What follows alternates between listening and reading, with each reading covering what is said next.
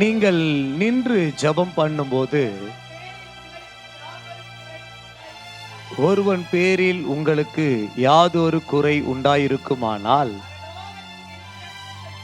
பரலோகத்தில் இருக்கிற உங்கள் பிதா உங்கள் தப்பிதங்களை உங்களுக்கு மன்னிக்கும்படி. ஆமென், அல்லேலூயா.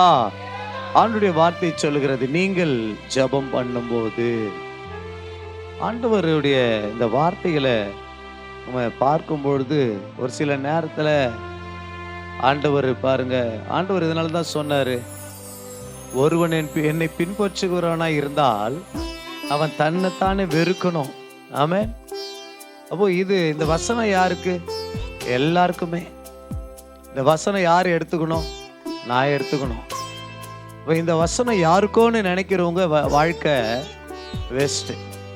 இந்த வசனம் எனக்கு தான், அவர் கடிந்து கொண்டாலும் எனக்கு தான், அவர் ஆசீர்வதிச்சாலும் எனக்கு தான், அவர் என்னை அரவணைச்சாலும் எனக்கு தான் அப்படின்னு யார் இதை எடுக்கிறாங்களோ அவங்களுக்கு கர்த்தர் நிச்சயமா என்ன செய்வாரு?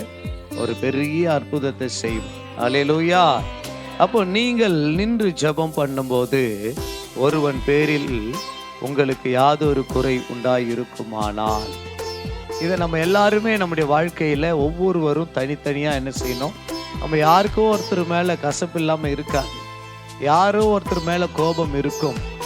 ஆனா ஆண்டவர் இங்கே சொல்றாரு, நீங்கள் ஜெபம் பண்ணும்போது ஒருவன் பேரில் உங்களுக்கு ஏதோ ஒரு குறை, அதுதான் யாதொரு குறை உண்டாயிருக்குமானால் அதை என்ன செஞ்சிடணுமா? நீங்க அத பரலோகத்துல இருக்கிற உங்கள் பிதா உங்க பாவத்தை மன்னிச்சாருன்னா, உங்க தப்பிதங்களை மன்னிச்சாருன்னா, உங்க குற்றங்களை மன்னிச்சிருக்கிறாரு. நம்ம நிறைய பேர் நம்முடைய பேக்ரவுண்ட்லாம் என்ன செஞ்சிடறோம்? மறந்துடுறோம். ஆண்டவர் நம்ம நினைச்சு எவ்வளோ பெரிய காரியம், கேடு கட்டு போன காரியத்தை செஞ்ச நம்மளுக்கு கூட ஒரு புதுசா ஒரு உடையை கொடுத்து, ஒரு புதிய உள்ளத்தை கொடுத்து, நம்மள கூட ஆண்டவர் என்ன செய்யறாரு பாருங்களேன், தெரியாதவர் போல போறாரு. ஆமென். அவர் காணாதவர் போல என்ன செஞ்சாராம்? அவர் போனார். இப்ப இன்னைக்கு நம்மள அவர் காணாதவர் போல தான் போனார், காணாம போல. இப்ப இங்கே தேவன் சொல்றாரு, பரலோகத்துல இருக்கிற உங்கள் பிதா உங்கள் தப்பிதங்களை மன்னிச்சிட்டாரு அப்படின்னாக்கா நீங்க கண்டிப்பா என்ன செய்யணுமா? மன்னிக்கணும். இப்போ நம்ம யாரெல்லாம் மன்னிக்கிறோம்? முதல்ல நம்ம என்ன செய்யறதில்ல, நம்முடைய சொந்த குடும்பத்திலேயே மன்னிக்கிறது கிடையாது. நம்ம சொந்த குடும்பத்திலே நமக்கு என்ன ஆயிடுது? கோவம் வந்தாக்கா நானாவே இருக்க மாட்டேன்றாங்க. நானாகவே வந்து நிற்கிறேன். நீயா தான் இருக்கணும். நீ வேற மாதிரி ஆனா தான், வேற மாதிரி ப்ரோனா தான் கொஞ்சம் டேஞ்சர் ப்ரோவா ஆயிடுறீங்க. தேவ பிள்ளைகளை முதல்ல நம்ம எங்க மன்னிக்கணும்? நம்ம உடன் பிறந்தவர்ல மன்னிக்கிறோமா? இந்த வசனம், நான் என்னை தள்ளி என் வார்த்தைகளை ஏற்றுக்கொள்ளாதவர்களை நான் சொல்லிய என் வசனமே அவர்ல என்ன செய்யுமா? அப்போ இந்த வசனங்கள்ல தான் நம்மளுக்கு என்ன செய்ய, சாட்சி கொடுக்க போகுது. இந்த வசனத்தை அந்த சபையில போதிக்கல அப்படின்னாக்கா நீ என்ன செய்ய? கிராண்டட், பரவாயில்ல போ, சொல்லியிருந்தா நீ பொழைச்சு நீ பண்ணிருப்ப, சரி. ஆனா சபையில சொன்னாங்களே, இப்போ முதல்ல எங்க இருக்குதுன்னா நம்ம குடும்பத்துல நம்ம மன்னிப்பு குறைவு. நம்ம அப்படி மன்னிக்காததுனால ஆண்டவர் ஏற்கனவே என்ன செஞ்சாரு? இதனுடைய விளக்கத்தை எங்க கொடுக்கிறார்? மோசே, ஐயோ என்னுடைய பேரை கூட நீங்க என்ன செஞ்சிருங்க. ஏன் சொல்றாரு? பிதாவின் இடத்துல சொல்றாரு, நீங்க இந்த ஜனங்களை மன்னிச்சிருங்கன்னு பிதா கிட்ட போய் சொல்றாரு. அப்ப பிதா கிட்ட சொல்லும் போது, மோசே நீ கொஞ்சம் தள்ளி ஓரவா, நான் இந்த ஜனங்களை என்ன செஞ்சிடறேன், ஆமா இவங்களை நான் தண்டிக்கணும், நீ ஓரவா, வந்துருங்க இந்த பக்கம் வாங்கன்னு சொல்றாரு. ஆனா மோசே என்ன சொல்றான் தெரியுமா? ஆண்டவரே என்ன சொல்லுவாங்க தெரியுமா? இந்த ஜனங்களை கொண்டு போய் அவங்க தேவன் என்ன செஞ்சிட்டாரு? வனாந்தரத்தில் அழிச்சு போட்டுட்டாருன்னு சொல்லுவாங்க. இதுக்காகவா ஆண்டவரை இவ்வளோ காரியங்களை செஞ்சு நம்ம கொண்டு வந்தோம்? ஒரு உரையாடல் அங்க இருக்கும், மோசேக்கும் நம்முடைய பிதாவாகிய தெய்வத்திற்கும் அங்க ஒரு உரையாடல் இருக்கும். அப்ப இங்க என்ன சொல்லப்படுது அப்படின்னா, ஆண்டவருக்கும் கோபம் வந்தது. அல்லேலூயா. ஆண்டவருக்கு கோபம் வந்தது. ஆனா இங்க நமக்கு சொல்றாரு, ஸ்தோத்திரம். இங்க வந்ததும் கூட அருமையான சகோதரி ஒரு சாட்சி சொன்னாங்க. ஐயா நீங்கள் அன்னைக்கு உபவாசம் இருந்து நீங்கள் எனக்கு ஜெபம் பண்ணீங்க, தலையில் கை வச்சு எண்ணெய் பூசி ஜெபம் பண்ணீங்க ஐயா. அப்போல்லாம் எனக்கு எப்போ பார்த்தாலும் என்னவாயிடும், கோபம் பயங்கரமாக வரும். ஆனால் இன்னைக்கு பசங்க என்ன செய்கிறேன், கோபப்படுத்துறானுங்க.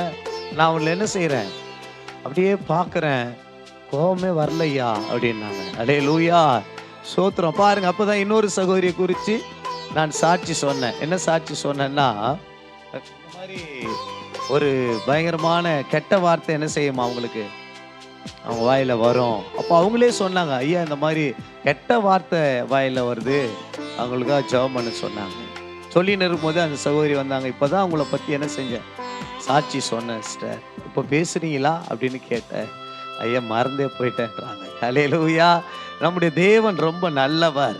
ஆமென். ஏன் கோபம், எதுக்கு கோபம், அவங்க குடும்பத்தில் இருக்கிறவங்க மேலே தான் கோபம். அவங்க கோபப்பட்டு தெருவில் போய் நின்று சண்டை போடுறவங்க கிடையாது. கணவர் மேலே கோபம், பிள்ளைங்க மேலே கோபம்.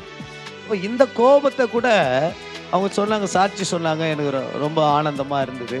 அவங்க சொன்னாங்க, ஐயா நீங்கள் என்ன செஞ்சீங்க, எனக்கு ஜெபம் பண்ண பிற்பாடு நான் செக் பண்ணுறேன் அப்படின்னு சொன்னாங்க.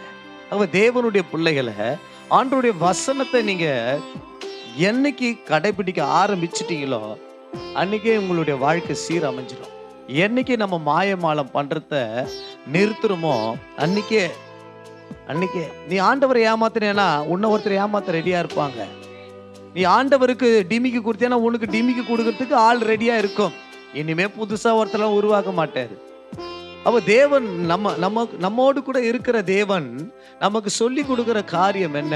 ஆண்டவர் பாருங்க, அந்த விபச்சார ஸ்திரியை கூட கொண்டு வந்து என்ன செஞ்சாங்க, எல்லாரும் கல் எடுத்து என்ன செஞ்சாங்க, நியாயப்பிரமாணத்தின் முறைமையின்படி எல்லாரும் என்ன செய்யணும், அவங்கள கல் அடிச்சு சாகடிக்கணும். கல் அடிச்சு ஏற்கனவே ஆண்டவர் மேல கோபத்தில் இருக்கிறாங்க. இப்போ கொண்டு வந்து அவர் உக்காந்துக்கிற இடத்துல நின்றுட்டாங்க. அந்த பொம்பளை போயிட்டு நின்றுட்டாங்க. அங்கே போய் நின்று ஓரம் கட்டி நின்றுட்டாங்க. நம்ம நடக்கிற ஒரு இயல்பான் நம்ம பகுதி இப்போ நடந்தால் எப்படி இருக்கும் அப்படின்னு சொல்றேன். இப்போ எல்லாரும் என்ன செய்கிறாங்க, அவர் மேலே பட்டிருக்கோம் தள்ளிக்குப்பான்னு சொல்லியிருக்கலாம்.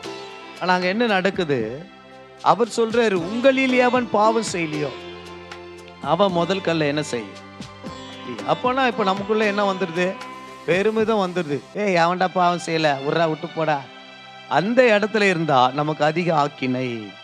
அவர் சொல்ல வர விஷயம் என்னன்னாக்கா, நியாயம் தீர்ப்பு நல்லது, ஆனா கொஞ்சம் தவணை கொடுத்தா என்ன செஞ்சிருங்க, அவங்கள திருத்திருங்க. இன்னைக்கு நமக்கு எல்லாருக்கும் ஆண்டவர் என்ன செய்யறாரு, தவணை கொடுக்கிறார். ஆண்டவர் சொல்றாருல, தோட்டக்காரனா ஒரு இடத்துல பரலோக ராஜ்யத்தை குறித்து சொல்லும் போது சொல்றாரு, இது ஏன் இன்னும் நிலத்தை கெடுக்குது, இது என்ன செஞ்சிடலாம், வெட்டி போட்டுற, இது ஏன் வேஸ்டா கிடக்குது அப்படின்னு சொல்றாங்க. அப்போ உடனே அந்த தோட்டக்காரன் என்ன சொல்றாரு, ஐயா இந்த ஒரு வருஷம் இருக்கட்டும் ஐயா, இந்த ஒரு வருஷம் என்ன செய்யுங்க, கொஞ்சம் டைம் கொடுங்களேன். இதை நான் என்ன செய்யறேன், கொத்தி சுத்தில என்ன செய்யறேன், எரு போட்டு பாக்குறேன், இது கனி கொடுக்கல நீங்க சொல்லாதீங்க, நானே என்ன செஞ்சிடறேன். இன்னைக்கு தேவனுடைய பிள்ளைகள், அப்போ கோபம் எங்கே இருந்து வருகிறது, எப்படி வருகிறது அப்படின்னு பார்த்தீங்கன்னா, அநேக நேரத்துல நம்முடைய சுய சிந்தனையிலிருந்து தான் என்ன செய்யுது, கோபம் வருகிறது. அப்ப நம்முடைய ஆண்டவர் சொல்றாரு, நான் மன்னிச்சிட்டேன்.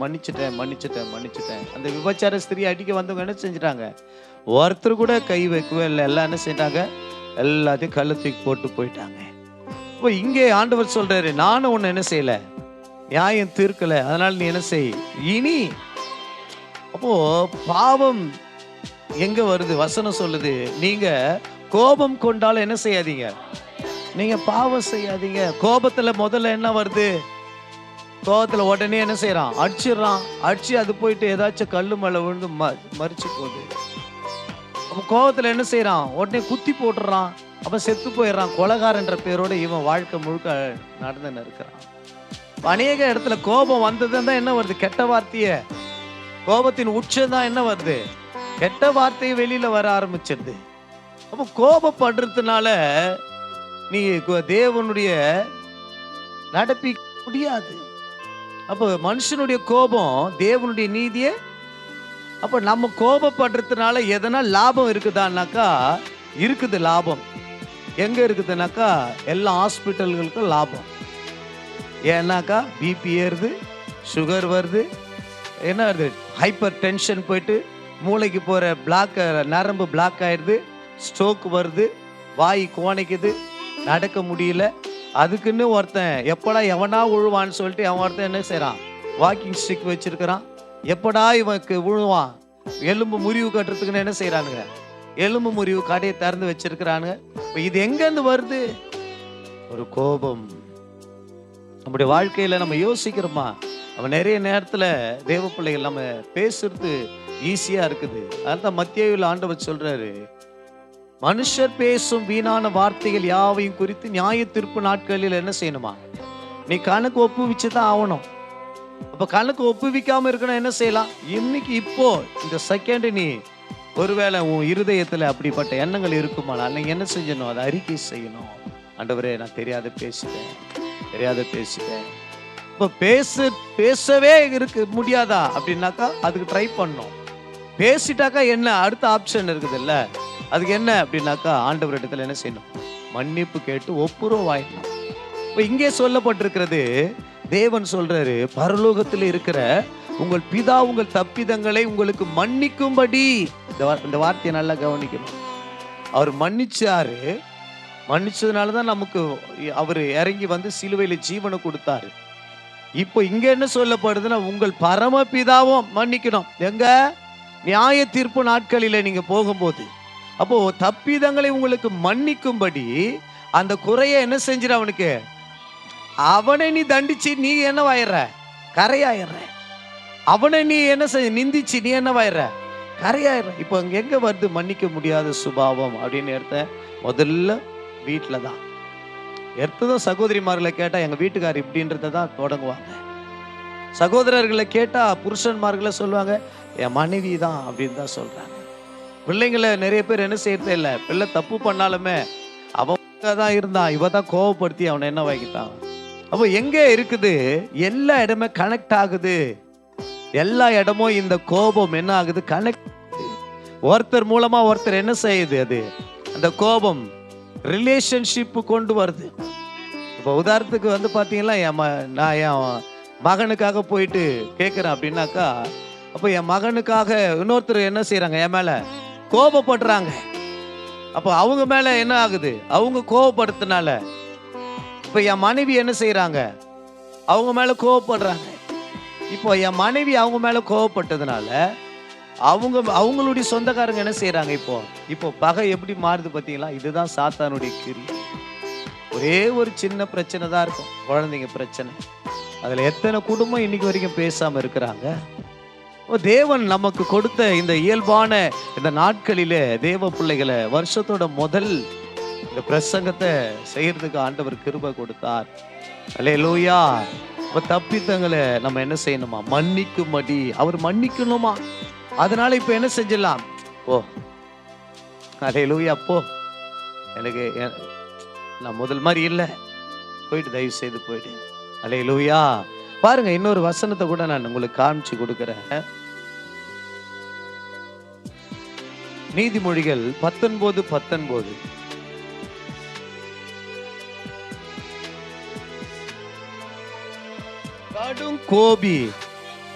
கடும் கோபி என்ன செய்யறானா? ஆக்கினைக்குள்ளாவான். நீ அவனை தப்புவித்தால். அப்ப ஒரு சிலரெல்லாம் நான் சொல்ல வந்தது இங்கதான். நீங்க மனசுல நினைப்பீங்க, ஐயா நாங்க கம்முனுதையா போயிட்டு இருக்கிறோம், எங்களை என்ன தெரியுமா பண்றாங்க.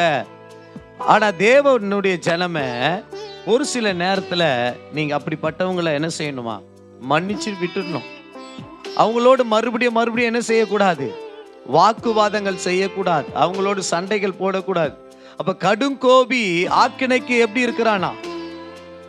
ஆமா, இந்த பூமியிலேயே அவனுக்கு ஆக்கினை கிடைக்கும். அதான் சொன்னேன், நிறைய பிரச்சனைகள், வியாதிகள், திடீர்னு பிரஷர் ஆகும்போது, டென்ஷன் ஆகும்போது நிறைய பிரச்சனைகள் வருது. ஆனா இங்க சொல்லப்பட்ட வார்த்தை கடும் கோபி ஆக்கினைக்குள்ளாவான். அப்ப பாருங்க, நீ அவனை தப்புவித்தால் திரும்பவும் அவனை திருத்த முடியாது. அதுதான் அந்த வசனத்தோட அர்த்தம். அப்ப ஒரு சிலரை நம்ம என்ன செய்ய முடியாது, என்னதான் வசனம் கேட்டாலும் திருந்த மாட்டாங்க. அவங்களுக்கெல்லாம் அவங்களுடைய ஆக்கினை என்ன செய்யாது? அயர்ந்திராது. அது கொஞ்ச நேரம் எப்பா விட்றா அப்படின்னு அது ரெடியா இருக்குதான்.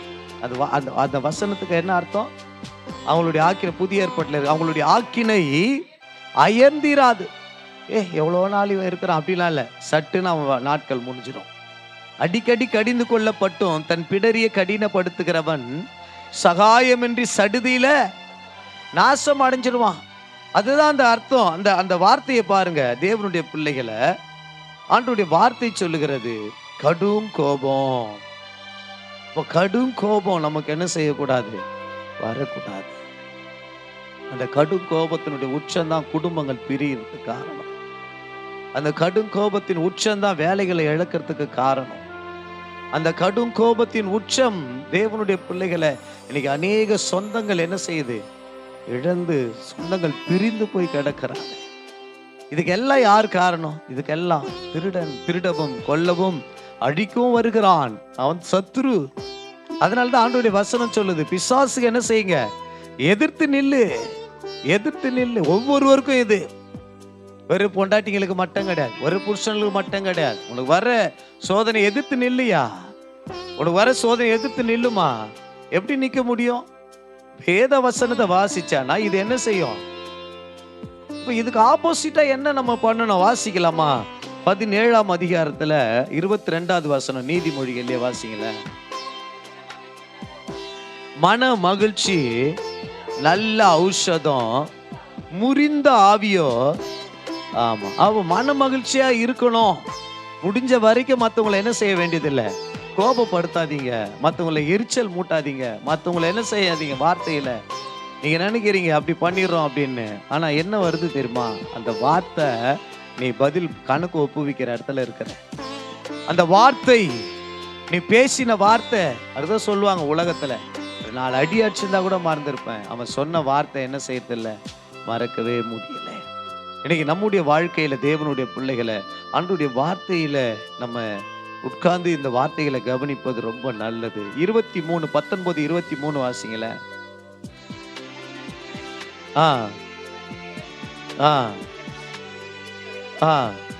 நிலைத்திருப்பான். அல்லேலூயா. கர்த்தருக்கு பயப்படுகிற காரியம் தான் நமக்கு குறைஞ்சிருக்குது. அவருக்கு பயந்தா ஆட்டோமேட்டிக்கா இதெல்லாம் யோசிச்சாக்கா காலையில கூட சொன்னல, காலையில நடந்த விஷயங்களை, ஐயோ நீ சொல்லும் போதே அது பாக்குற மாதிரியே இருக்குது எனக்கு அப்படின்னு சொல்றாங்க. அப்ப நியாய தீர்ப்பு, வெள்ளை சிங்காசனம், அவருக்கு முன்பாக சகல கோத்திரத்தார போய் நிக்க போறாங்க. கர்த்தருக்கு பயப்படுகிற மனுஷன் தான் அவனை கர்த்தர் என்ன செய்வாரு, தாங்கி நடத்துவார். அல்லேலூயா. சரி, அடுத்து பாருங்க 29 வாசிங்களேன். அதுல 19, 21.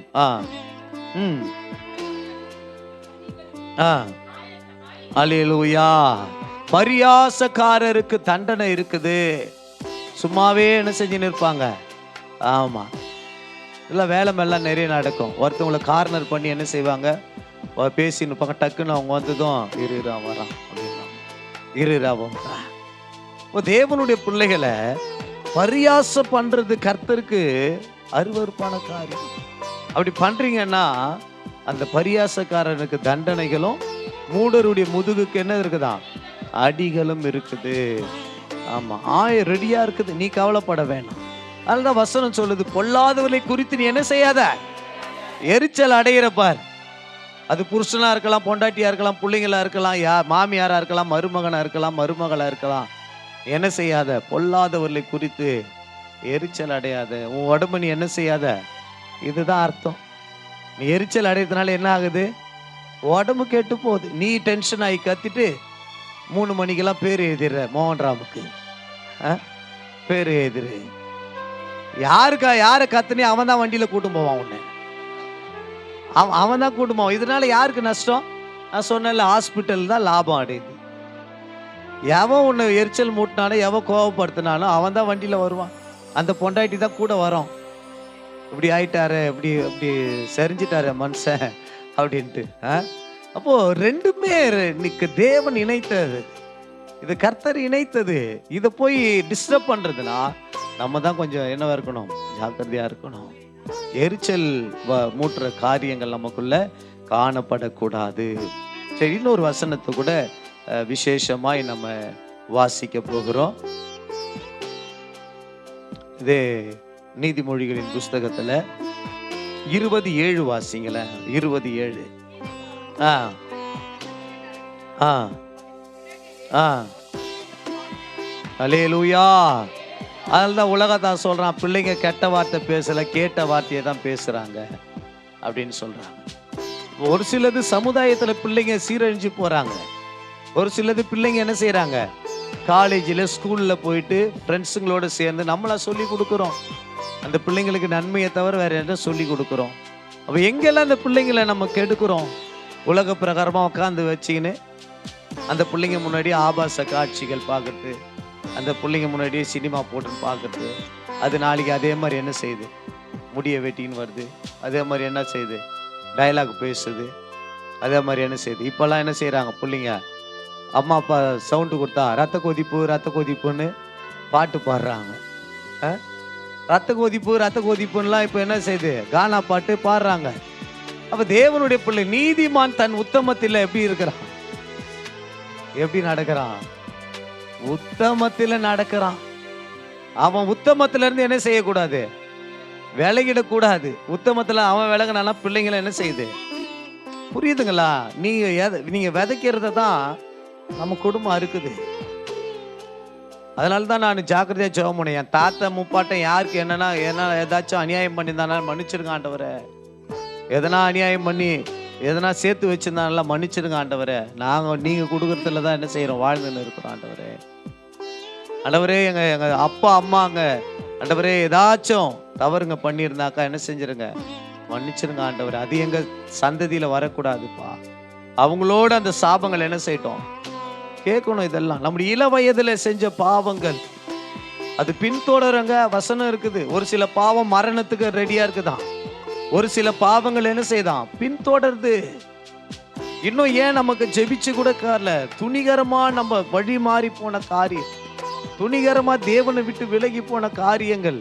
அப்ப இதெல்லாம் நான் ஜெபிப்பேன். நான் என்னுடைய வாழ்க்கையில ஆண்டவரே எனக்கு நினைவு தெரிஞ்ச நாள்ல இருந்து, சிம்பிளா முடிச்சிடுவேன், எனக்கு நினைவு தெரிஞ்ச நாள்ல இருந்து நான் இதெல்லாம் பண்ணேன். எங்க அம்மாவை அழ வச்சிருக்கிறேன், எங்க அம்மாவை அழைய வச்சிருக்கிறேன். ஐயோ ஏசப்பா மன்னிங்க ஆண்டவரே. இப்பெல்லாம் சளி பிடிச்சிச்சேன்னா வேது போடுன்றாங்க. அப்பெல்லாம் காஜா பீடியில் இருக்கிற இலையை எடுத்துட்டு உள்ள தையில வச்சு சுட்டி கொடுப்பாங்க, அட்ரா அப்படின்வாங்க. நாமளும் பிடிச்சி என்ன செய்யுது, அப்படி இழுத்து உள்ளே எடுத்துன்னு போடுது. அடப்பாவி, கேன்சருக்கு அஸ்திபாரம் போட்டிருக்கிறாரு அப்போவே எங்க அப்பா.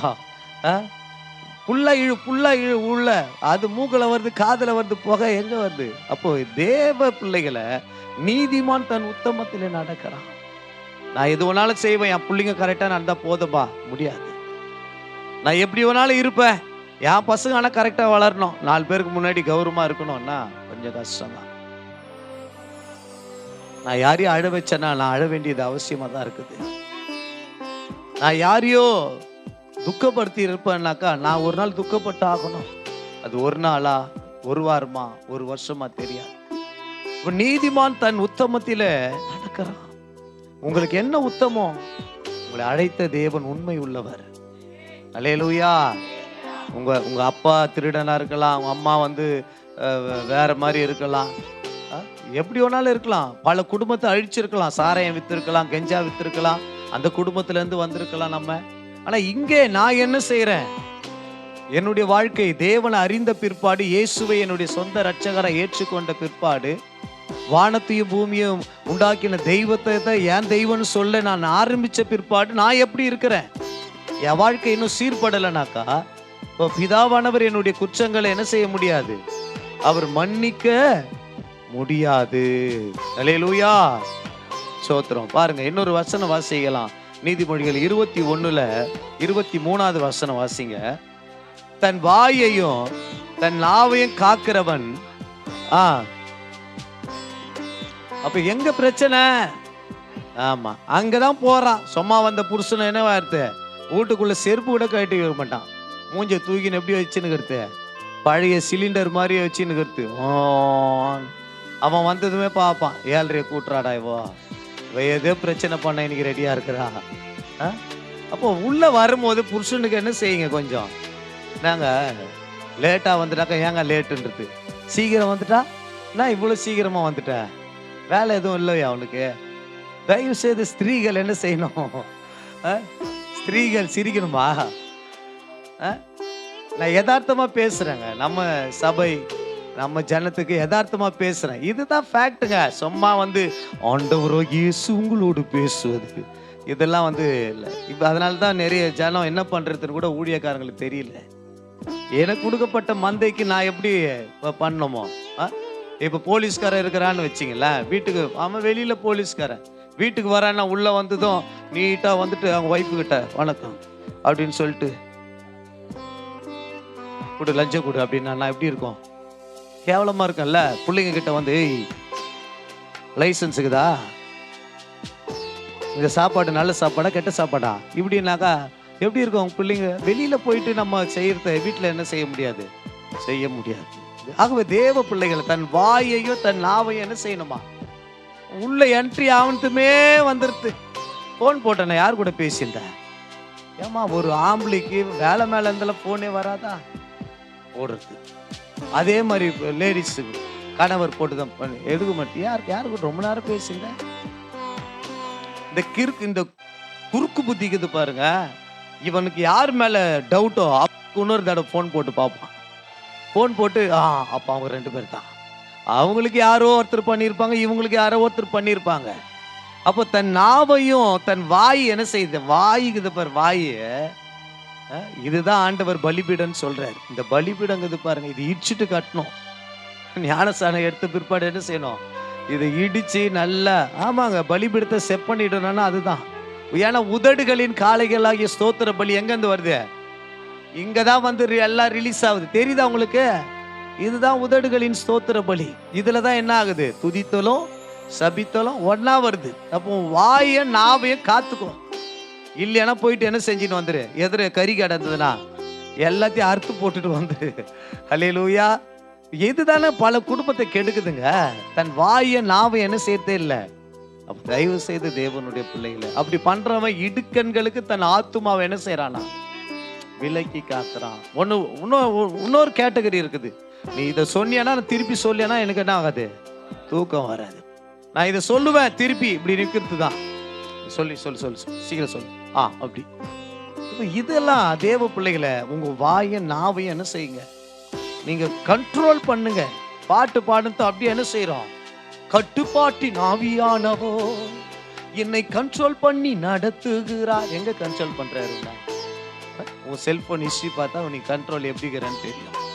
நீ வாட்ஸ்அப்ல பண்ற சேட்டை பண்ணிட்டு டெலிட் பண்ணிட்டு பண்றதெல்லாம் கர்த்தர் பார்த்துன்னுக்கிறார். ஒரு நாள் அந்த கையும் போனை கூட தொடாத அளவுக்கு கர்த்தர் மாத்துவார். அல்லேலூயா. அப்ப தேவனுடைய பிள்ளைகளை ஜாக்கிரதை.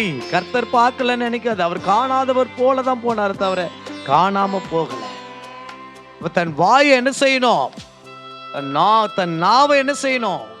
இது ரெண்டுத்தையும் என்ன செய்யறீங்க? நீங்க ரிலீஸ் பண்ணி விட்டுறீங்க. இது என்ன வாயுங்க? இது உலகத்தா சொல்றான், இது என்ன வாய்? நார வாயின்றா. நான் சொல்றேன், இது கர்த்தரை துதிக்கிற வாய்.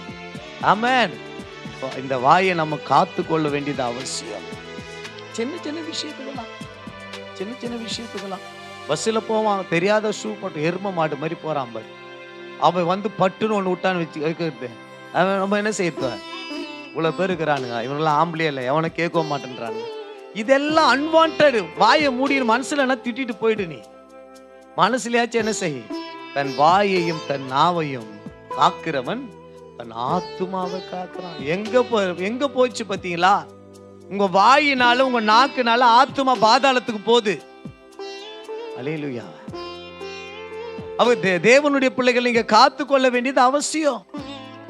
நம்மளை வீமா நீ இப்பதான் போறீங்கல்ல, இப்பதான் பாருங்களேன், சத்ரு ஓணுன்னு உன் பிள்ளைங்களை என்ன செய்வான்? ரெடி பண்ணி சப்பாத்திக்கு எப்படி மாவை பெசிறானோ, அவன் எனக்கு சாப்பாடாக்காத போயிட்டாள், அவன் வரட்டும், அவன் டீ கூட வைக்காத போயிட்டாள், அவன் வரட்டும், அவன் எனக்கு ஒரு என்ன செய்யல, ஒரு தோசை மாவு கூட வாங்கி அந்த வைக்கல, வரட்டும், அவன் உங்களுக்கு இப்ப சப்பாத்தி மாவு என்ன செஞ்சுன்னு இருக்கும்? பிசாசு ரெடி பண்ணின்னு இருப்பான். ஓன்ட்டுமே உருட்ட வேண்டியதுதான்.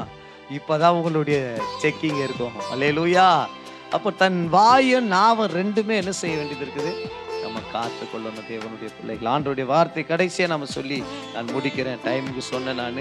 ஆகவே நீங்கள் நின்று ஜெபம் பண்ணும்போது ஒருவன் பேரில் உங்களுக்கு யாதொரு குறை உண்டா இருக்குமானால் அப்போ உங்களுடைய பிதா உங்களுக்கு மன்னிக்கும்படி அந்த குறையை அவனுக்கு என்ன செய்யுங்க. 26வது வசனம் சொல்லுது, நீங்கள் மன்னியாது இருப்பீர்களானால்.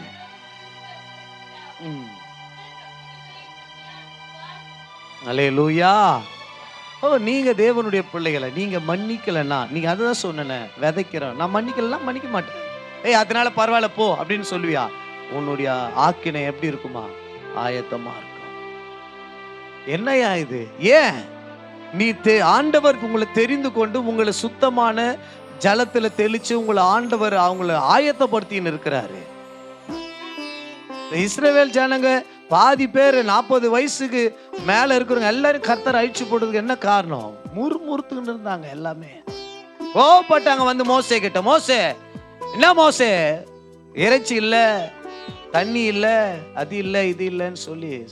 அப்போ ஆண்டவர் கோபமே, எப்படிலாம் உங்களை காப்பாத்தி கொண்டு வந்திருக்கிறேன், நமக்கெல்லாம் எப்படிலாம் உங்களை 2024 கடந்து கொண்டு வந்து 2020ல இன்னைக்கும் போய் போட்டு பாருங்க, கொரோனா வைரஸ் அப்படின்னு எப்படிப்பட்ட பயங்கர காட்சிகள், திக் திக் திக் திக்குன்னு.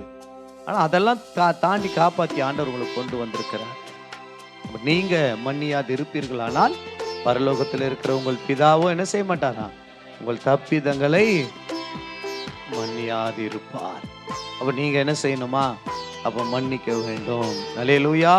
அப்ப நீங்க மற்றவங்களை மன்னிக்கணும். இன்னைக்கு நம்ம கண்களை மூடி, ஏன் இந்த காரியம் நடக்குது ஆண்டவரே, எதுக்காக இந்த காரியம் ஆண்டவரே, ஏன் என்னுடைய ஜெபம் கேட்கல ஆண்டவரே, ஏன் என்னுடைய வாழ்க்கை இன்னும் சீர்படலை, இன்னும் அநேகர் மேல யாரு ஒன்னாலும் மன்னிப்பேன், இவனெல்லாம் மன்னிக்கவே மாட்டேன், நான் நரகத்துக்கு போனாலும் பரவாயில்லன்னு சொல்ற ஜனங்க இருக்கிறாங்க. ஏசப்பா, அவங்களோடு நீங்க பேசணும், அவங்களோடு நீங்க பேசிதான் ஆகணும் ஆண்டவரே. உம்முடைய கிருபை, தயவு, இரக்கம், உம்முடைய ஆறுதல் இந்த ஜனங்களோடு இருக்கட்டும் ஏசப்பா. உம்முடைய பிள்ளைகளை ஒருபோதும் கைவிடாமல், உம்முடைய பிள்ளைகளை ஒருபோதும் ஆண்டவரை விட்டு விலகாமல் ஆண்டவரே, இன்னைக்கு குடும்பங்கள் சீரழிஞ்சு போறதுக்கு காரணம் ஆண்டவரே அப்பா, விட்டு கொடுக்காத எண்ணங்கள், விட்டு கொடுக்காத எண்ணங்கள், விட்டு கொடுக்க முடியாத இருதயம். நான் பெரியவனா, நீ பெரியவனா, நீ சொல்றத என்னால கேட்க முடியாது, நான் சொல்றத நீ கேட்டாகணும், உனக்கு என்ன குடும்பம் நடத்த தெரியும், ஒரு நாள் குடும்பம் நடத்தி பாரு. இப்படி எல்லாம் ஆண்டவரை வீண் வார்த்தைகளை பேசி குடும்பத்துல கசப்புகளும், வெறுப்புகளும், எரிச்சல்களும், கோபங்களும், மூர்க்கங்களும், தர்க்கங்களும், வாக்குவாதங்களும், பிணைப்புகளும் ஆண்டவரே பெருகி கொண்டு இருக்குது.